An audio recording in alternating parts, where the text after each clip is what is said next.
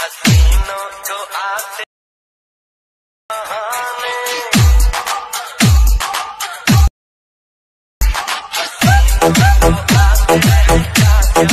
আজকে আমি আরেকটি নতুন স্ট্যাটাস নিয়ে এলাম, যে স্ট্যাটাসটা আপনারা ইতিমধ্যে দেখতে পেলেন প্রিভিউতে। বন্ধুরা, যদি আপনাদের এই ধরনের স্ট্যাটাসগুলো পছন্দের হয়ে থাকে, যদি চান যে এই ধরনের স্ট্যাটাসগুলোকে বানাবো, তাহলে আজকের এই ভিডিওটাকে কন্টিনিউ করে যেতে হবে। আপনারা জাস্ট ওয়ান ক্লিকই তৈরি করে নিতে পারবেন এই ধরনের স্ট্যাটাস।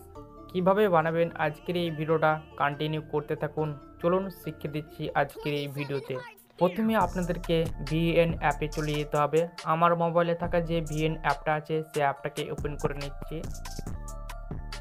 আপনাদের মোবাইলে যদি ভিএন অ্যাপ না থাকে তাহলে অবশ্যই আপনারা প্লে স্টোর থেকে ইনস্টল করে নেবেন, তারপর সেই ভিএন অ্যাপটাকে ওপেন করে নেবেন। ওপেন করার পরে আপনারা কোনাতে দেখতে পাবেন থ্রি ডট, আপনারা থ্রি ডটে ক্লিক করে দেবেন। থ্রি ডটে ক্লিক করার পর প্রথমেই পেয়ে যাবেন স্ক্যান, আপনারা স্ক্যানে ক্লিক করে দেবেন। স্ক্যানে ক্লিক করার পর এই কোণাতে দেখতে পাবেন একটি ইমেজ ঘর, তার উপরে ক্লিক করে দেবেন। এখানে আমি ইমেজ ঘরে ক্লিক করে দিলাম। তো ইমেজ ঘরে ক্লিক করার পর এখান থেকে আমি একটি স্ক্যান কোড ইমেজ এখান থেকে আমি সিলেক্ট করে নেব। এই স্ক্যান কোড ইমেজটা আমার ভিডিও ডিসক্রিপশন বক্সে প্রোভাইড করা থাকবে।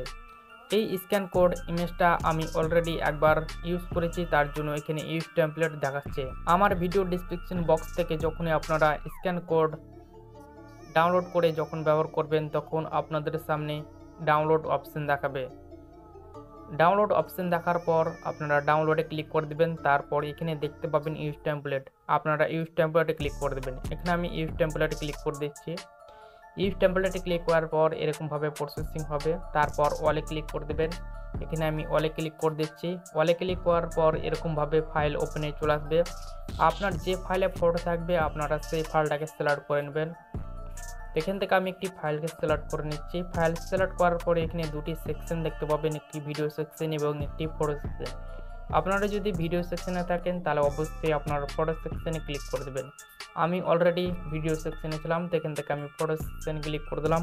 ফটো সেকশনে ক্লিক করার পর এখান থেকে আপনারা 5টি ফটো এখান থেকে সিলেক্ট করে নেবেন। 5টি ফটো সিলেক্ট করার পর এখান থেকে আপনারা নেক্সট বাটনে ক্লিক করে দেবেন।